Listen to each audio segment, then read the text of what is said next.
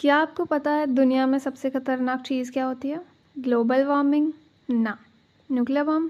ना। सबसे खतरनाक चीज़ होती है इंडियन टीवी सीरियल्स की बेस्ट फ्रेंड। तो आज हम ऐसे ही एक दोस्ती और धोखे की एपिक कथा सुनाएंगे जिसने आस्तीन के सांप मुहावरे को एक नया मीनिंग दिया है। So welcome to the hilarious and frustrating world of Silsila Badalte रिश्तों का सीज़न 1। तो शुरुआत में हमें एक लड़की दिखाई जाती है जो एक डॉक्टर है जिसका नाम है मॉली। वो बहुत अच्छी सुपर वाइफ है, इतनी अच्छी है कि भाई लगता है कभी कभी इसके पंख लगे हुए हैं पीछे। इसका पति दिखाया जाता है, वो भी डॉक्टर है, जो इतना ग्रीन फ्लैग दिखाया है कि ऐसा मान लो भाई पेड़ों को भी इससे जलन हो जाए। और दूसरी तरफ है मौली की बचपन की बेस्ट फ्रेंड नंदनी। दूसरी तरफ जो नंदनी है उसकी किस्मत थोड़ी ख़राब है क्योंकि उसका जो पति राजदीप है वो एक नंबर का टॉक्सिक है, गुस्से वाला है, और जो टिपिकल इंडियन टीवी का जो सस्ता विलन है उस टाइप का आदमी है। तो जो मौली होती है वो अपनी बेस्ट फ्रेंड को राजदीप के अत्याचार से बचा लेती है और कहती है आओ बहन तू मेरे घर रह, कहीं मत जा, उससे डिवोर्स ले, उसको समझाती है। तो भाई साहब यही थी शो की सबसे बड़ी गलती। नंदनी घर आती है अपना दिल जोड़ने, लेकिन यहाँ तो जीजा साली आई मीन कुणाल और नंदिनी के नैनों के तीर चलने शुरू हो जाते हैं। दोनों पहले तो बड़ा नाटक करते हैं, नहीं ये गलत है, नहीं हम ऐसे नहीं कर सकते, और अगले ही पल वही करते हैं जो नहीं करना था, एक्स्ट्रा मैरिटल अफेयर ऑन। तालियां बजाओ इन हिपोक्रेट्स के लिए। देन फिर क्या होता है जब मौली को पता चलता है कि नंदिनी और कुणाल दोनों इन्वॉल्व हैं तो वो बहुत परेशान होती है, बहुत दुखी होती है। देन फिर वो फाइनली डिसाइड करती है कि वो इन दोनों को बाहर घर से निकाल देगी, वो उन दोनों को घर से बाहर निकाल देती है। देन शी फाइंड आउट कि वो प्रेग्नेंट है, बट वो कुणाल का और नंदिनी की प्यार मोहब्बत देखकर शांत हो जाती है। देन फिर आता है एक 6 ईयर का लीप।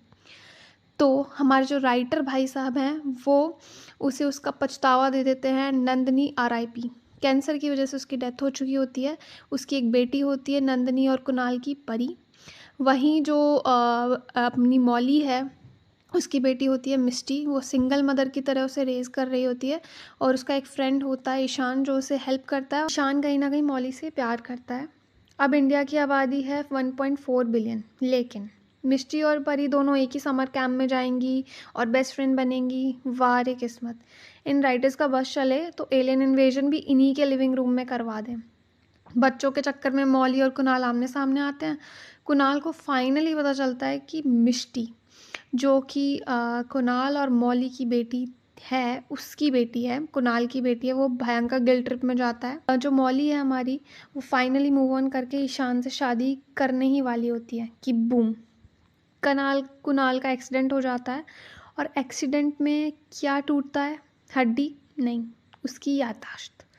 भाई को पिछले 6 साल का कुछ याद नहीं है, ना नंदनी याद है, ना अपनी बेटी परी याद है। उसको लगता है वो अभी भी मौली का हस्बैंड है। अब मौली जो अपनी शादी के मंडप तक पहुंच गई थी, बेचारी वापस कुणाल के घर जाती है उसकी याददाश्त वापस लाने, ताकि उसको बता सके कि वो अब उसकी बीवी नहीं है।